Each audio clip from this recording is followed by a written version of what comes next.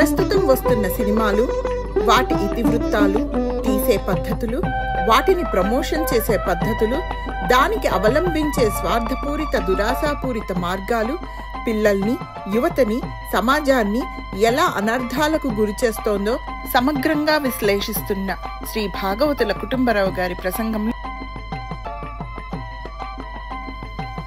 నమస్తే. సినిమా హీరోల మీద అభిమానము, ఆ అభిమానానికి సంబంధించిన పర్యవసానము, వాళ్ళ మీద, సొసైటీ మీద ఎలా ఉంటుంది అన్న దాని గురించి మనం కొంచెం విపులంగా మనం చర్చించుకుందాం. అభిమానం ఉండటం అనేది సహజం ఎవరికైనా సరే. ఒక వస్తువు మీద కానీ లేదా ఒక వ్యక్తి మీద కానీ మనకి నచ్చిన అంశాలు ఉన్నప్పుడు మనకి మనసులో అభిమానం ఉండటం అనేది ఇది చాలా ఎంత న్యాచురల్ అంటే అది ప్రతి వాళ్ళకి ఉంటుంది. అయితే ఈ అభిమానము దురభిమానం కాకుండా ఉండాలి. ఎలాగైతే దురాశ దుఃఖానికి చేటు అంటామో అలాగే దురభిమానం కూడా చాలా అనర్థాలకు హేతు అవుతుంది. కొన్ని సందర్భాల్లో అది వాళ్ళకే నష్టం ఏర్పడే అవకాశం ఉంది ఈ దురభిమానం వల్ల. అయితే మరి ఈ అభిమానానికి దురభిమానానికి ఏమిటి తేడా అంటే చాలా సింపుల్గా 2-3 విషయాల్లో మనం దాన్ని చెప్పచ్చు. ఏమిటి దాని తేడా అనేది. అభిమానం సరే, దురభిమానం అంటే మనం ఎవరినైతే మనము అభిమానిస్తామో వాళ్ళలో ఉన్న చెడును కూడా మనం అభిమానించడం. అంతేకాదు వాళ్ళ మీద ఒక రకమైన మోహం, ఒక పిచ్చి లాంటిది ఏర్పడడం. అందువల్ల ఏమిటి, వాళ్ళు తప్పు చేసినా మనకది వాటిని మనము ఒప్పుకిందే అనుకోవటం, సమర్థించడం. వాళ్ళకి ఏదైనా ఒకటి జరిగితే మన మనసు విలవిల్లాడిపోవటం.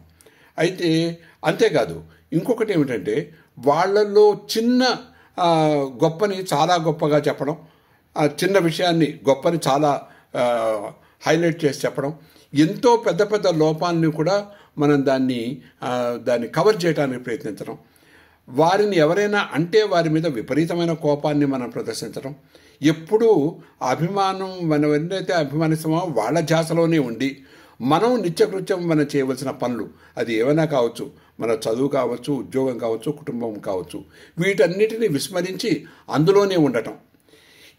వీటన్నిటికి తోడు మనం అభిమానించే వారు ఎవరైతే ఉన్నారో వారికి ప్రత్యర్థులు ఎవరైనా ఉంటే, ఒక హీరోని మనం అభిమానిస్తే అదే సమయంలో ఆ కాంపిటీటర్ హీరో ఇంకొకళ్ళు ఎవరైతే ఉన్నారో వాళ్ళని ద్వేషించటం. ఎంతసేపటికి మా హీరోనే గొప్ప, వాళ్ళు తక్కువ అనడం. తన హీరోని ఎవరైనా ఏమన్నా అంటే వెంటనే ఎటువంటి పరిస్థితికైనా అంటే దెబ్బలాడడము, దాని ద్వారా తాము కూడా నష్టపోవటానికి కూడా వెనకాడకపోవటం, ఇలాంటివన్నీ కూడా దురభిమానంలోకి వస్తాయి. దీనివల్లే చాలా కష్టం. దీనివల్ల ఏం జరుగుతుందంటే చాలామంది, ముఖ్యంగా యువత, పిల్లలు, యువత కూడా వాళ్ళ బంగారు భవిష్యత్తును కోల్పోతున్నారు. చదువు దెబ్బతింటుంది, ఉద్యోగ వృత్తి వ్యాపారాలు దెబ్బతింటున్నాయి, ఒక కెరీర్ బిల్డప్ చేసుకోవడం కష్టమవుతోంది. ఎంతసేపటికి ఇదే పిచ్చిలో పడి వారు కేవలం వాళ్ళకి తమ హీరో, తమ ఎవరినైతే అభిమానిస్తారో వాళ్ళ జాసతోనే జీవితం అంతా గడుపుతున్నారు. అయితే వాళ్ళు ఏం చేస్తున్నారు అసలంటూ ఆ హీరోలు ఈ పిచ్చిని వాళ్ళు బాగా ఎన్కాష్ చేసుకుంటూ ఈ పిచ్చిని ఇంకా పెంచుతూ అలా వాళ్ళతో పాటు నేను ఇంతకుముందు చెప్పినట్లుగా ఈ ప్రమోషన్లు, యాంకర్లు లేదా టీవీ ప్రమోషన్సు, ఇంకా అన్నీ కూడా పత్రికలు అన్నీ కూడా ఈ రకమైన పిచ్చిని ప్రజల్లో పెంచుతూ ఆ పిచ్చిని ఎన్కాష్ చేసుకోవడానికి అందరూ ప్రయత్నిస్తున్నారు. ఇది ఎలా ఉంటుందంటే వీళ్ళు ఈ అభిమానులను చూపించే వాళ్ళు తమ జీవితాన్ని అది జీవితంలో తాము సాధించాల్సిన వాటిని సాధించలేకుండా వాళ్ళు గోతులు తీసుకుంటుంటే, తమ జీవితాన్ని వాళ్ళు గోతులు తీసుకుంటుంటే ఆ గోతుల మీద ఎవరైతే సెలబ్రిటీలో, హీరోలో ఎవరైతే ఉంటారో వాళ్ళు ఈ గోతులనే పునాదులుగా చేసుకుని భవంతులు కడుతున్నారు. వీళ్ళ పిచ్చిని కూడా ఇలాగే ఉంచేటట్లుగా ఈ రంగానికి సంబంధించిన వాళ్ళందరూ కూడా అదే ప్రయత్నాల్లో ఉన్నారు. ఇది చాలా దయనీయమైన విషయం. ఇది తప్పనిసరిగా దీని గురించి అందరూ ఆలోచించాల్సిన అవసరం ఉంది. అయితే దీనికి ముందు మరి ఏం చేయొచ్చు దీనికి అంటే మొట్టమొదట కొన్ని మెజర్స్ దీని గురించి ఆలోచించవలసిన విషయం ఉంది. ఆలోచించాల్సిన అవసరం ఉన్నప్పటికీ మొట్టమొదట నేను చెప్పదలుచుకున్న విషయం ఒకటి ఉంది. అదేమిటంటే ఈ అభిమానము దురభిమానము అనేది కేవలం వాళ్ళలో మాత్రమే ఉన్నదని అనుకుంటే అది చాలా పొరపాటు. అది చాలామందిలో, పెద్దల్లో కూడా అన్ని ప్రదేశాల్లో అది మనకి కనిపిస్తుంది. కుటుంబంలో, అలాగే సిబ్లింగ్స్, కుటుంబం అంటే సిబ్లింగ్స్ అవ్వచ్చు, లేదా కజిన్స్ అలాంటి కుటుంబం అవ్వచ్చు, లేదు ఫ్రెండ్స్ అవ్వచ్చు, రిలేటివ్స్ అవ్వచ్చు, లేదా ఉద్యోగాల్లో అవ్వచ్చు, లేదా ఒక సొసైటీలో ఉన్న కొన్ని సబ్ ఆర్గనైజేషన్స్లో అవ్వచ్చు, ప్రభుత్వంలో అవ్వచ్చు. ప్రతి చోట కూడా ఈ దురభిమానం అనేది కనిపిస్తుంది. అందువల్ల మనం ఏమిటంటే ముందర అభిమానానికి దురభిమానానికి తేడా తెలుసుకుని దురభిమానాన్ని అడ్డుకట్ట వేస్తే తప్ప మనము ఈ సమస్యను మనం పరిష్కరించలేం.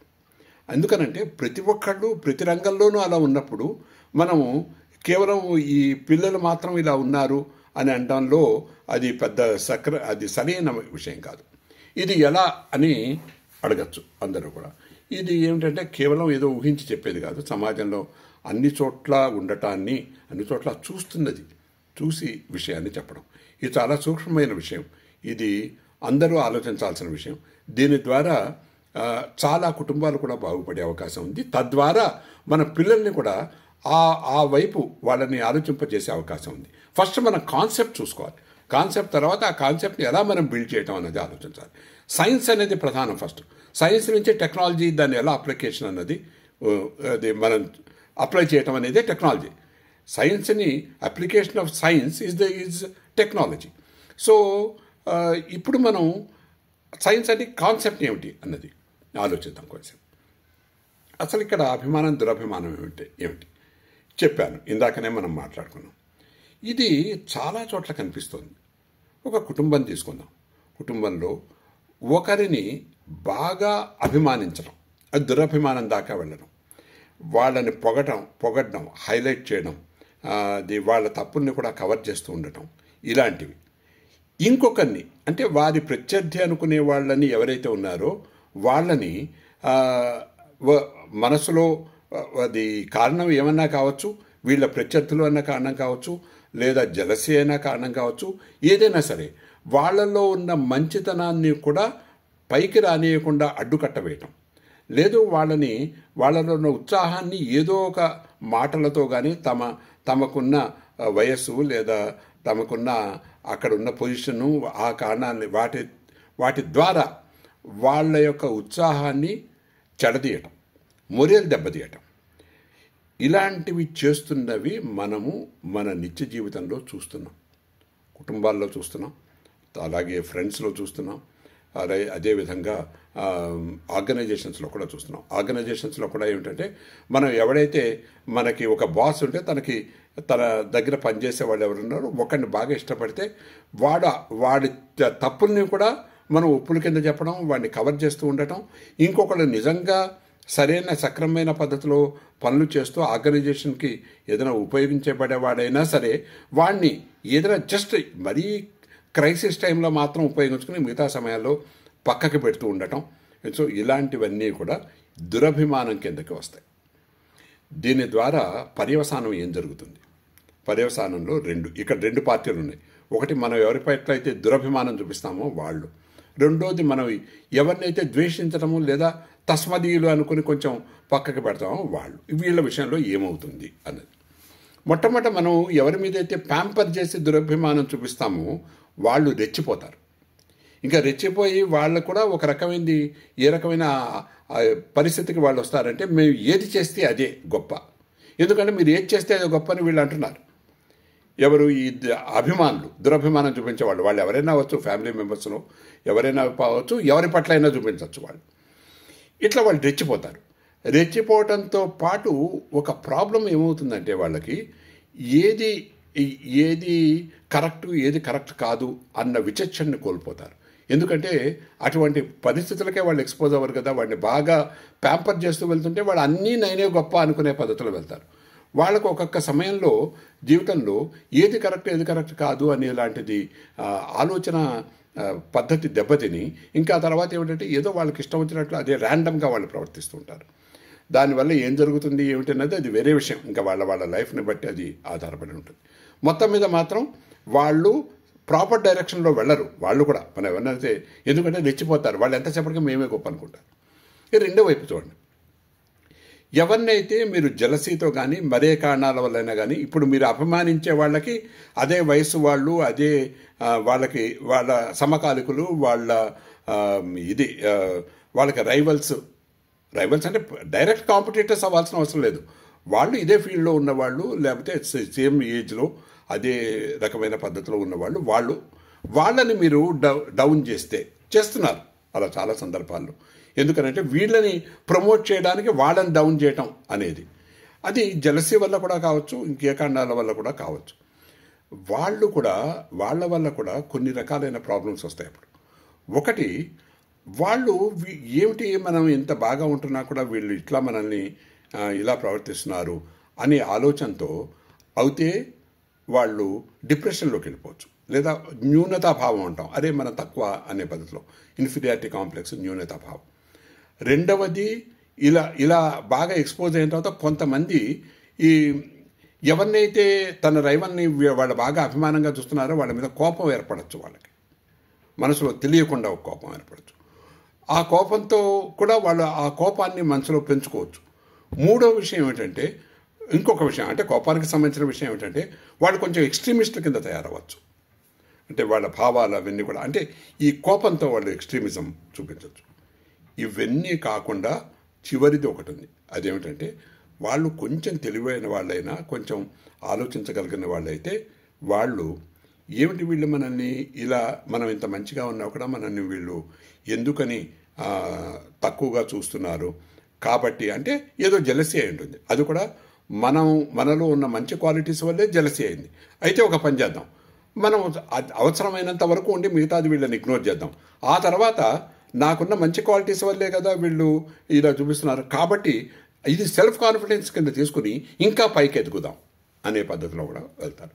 అందువల్లే మీరు చూడండి, ఎక్స్ట్రీమిస్టుల కింద తయారైన వాళ్ళు ఇలాగే ఉన్నారు మొట్టమొదటి వాళ్ళ లైఫ్లో. ఏంటంటే వాళ్ళు నెగ్లెక్ట్ చేయబడ్డారు. అలాగే బాగా డిప్రెషన్లోకి వెళ్ళిపోయిన వాళ్ళు ఇలాంటి పరిస్థితులకే డిప్రెషన్ అయిపోతారు. బాగా పైకి ఎదిగిన చాలామంది సక్సెస్ఫుల్ వాళ్ళని కనుక్కోండి, వాళ్ళ లైఫ్లో వాళ్ళు మొదట్లో ఇలాంటి ప్రాబ్లమ్స్ మేము ఫేస్ చేసామంటారు. కాబట్టి ఇప్పుడు విషయం ఏంటంటే, మీరు చేస్తున్న పనుల వల్ల ఇలాంటివి ఏమైనా జరగచ్చు, ఎవరినైనా సరే. ఆర్గనైజేషన్స్లో కూడా అంతే. ఎవరినైతే మీరు ప్యాంపర్ చేసి కొందరిని కవర్ చేస్తారో మీకు ఇష్టమైన వాళ్ళని, వాళ్ళు ఏమిటంటే వాళ్ళు ఇష్టం వచ్చినట్టు ప్రవర్తించి ఎప్పుడో దెబ్బతింటారు. వాళ్ళు ఎవరినైతే మీరు ఇగ్నోర్ చేస్తారో వాళ్ళు ఈ పరిస్థితుల్లో దేనికైనా తయారవచ్చు. చాలామంది ఇది సరిగ్గా కనుక అర్థం చేసుకుంటే వాళ్ళు ఇంకా లైఫ్లో దీన్ని కాన్ఫిడెన్స్ కింద తీసుకుని వాళ్ళు పైకి రావచ్చు. సాధారణంగా ఒకటి ఏదో చెప్తారు, the successful person is one who will build a building with the rocks thrown on him by others అని. అయితే ఇలా వాళ్ళు కూడా ఇచ్చేయచ్చు. కాబట్టి ఇప్పుడు ఇక్కడ ఇదంతా ఎందుకని నేను చెప్తున్నానంటే, బేసిక్గా మన లైఫ్లోనే ఇది మనకి కనిపిస్తున్నప్పుడు మనం వాళ్ళకి ఎలా చెప్తాం? ఒకటి, మన జీవితంలో మనం ఇంపార్షియల్గా ఉంటూ, అంటే కొంతమందిని మనం లైక్ చేయొచ్చు, కానీ ఏది కరెక్ట్ అయితే దాన్ని కరెక్ట్ అని, మనకి ఇష్టమైన వాళ్ళని మనం ఎంత లైక్ చేసినా మనం ఇష్టమైన వాళ్ళు కరెక్ట్గా మనం గ్రహించడం, కాని దాన్ని మనం ఇది కాదు అని మనం అయితే తిరస్కరించడం, ఆ కాని వాటిని లేదా వాళ్ళకి చెప్పడం, ఇలా ఉండాలి. అలాగే మనకి ఇష్టం లేని వాళ్ళు ఎవరైనా ఉండొచ్చు, వాళ్ళని ఇష్టపడమని నువ్వేమీ మనం బలవంతం చేయనవసరం లేదు. మనకి ఇష్టం లేని వాళ్ళల్లో కూడా మంచితనం ఉంటే దాన్ని రికగ్నైజ్ చేయడం, మంచి ఉంటే రికగ్నైజ్ చేయడం, ఇలాంటివి చేయడం. అయితే ఇది అసలు లైఫ్లో చాలా చోట్ల జరుగుతున్నాయి కూడా. ఇప్పుడు ముఖ్యంగా మీరు ఇది ఎక్కడైనా తీసుకోండి, మీరు చివరికి మనం ఎంతో పరిణతి చెందిన వాళ్ళం అనుకున్న ఏజ్లో కూడా మనం ఉదాహరణకి 2 ప్రవచనకర్తలు ఉన్నారనుకుందాం. ఆ 2 ప్రవచనకర్తల్లో కొందరిని అభిమానిస్తారు, కొందరు ఇంకొకరిని అభిమానిస్తారు. వాళ్ళ మధ్య డిస్కషన్స్ చూడండి, లేకపోతే వాళ్ళ ఒరిజినల్గా ఎవరైనా అయితే వీళ్ళు లైక్ చేసే వాళ్ళని బాగా పొగుడతారు, వీళ్ళు ఆయన ప్రత్యర్థి ఎవరైతే ఉన్నారో వాళ్ళని వీళ్ళు లైక్ చేయరు కాబట్టి లేదో ఆయన ఇట్లా ఉన్నాడని చెప్తారు. అయితే లెక్క ప్రకారం ఏంటంటే నిజానికి విషయం ఏంటంటే అది మనం ఈ సందర్భంలో చేయాల్సింది ఏమిటంటే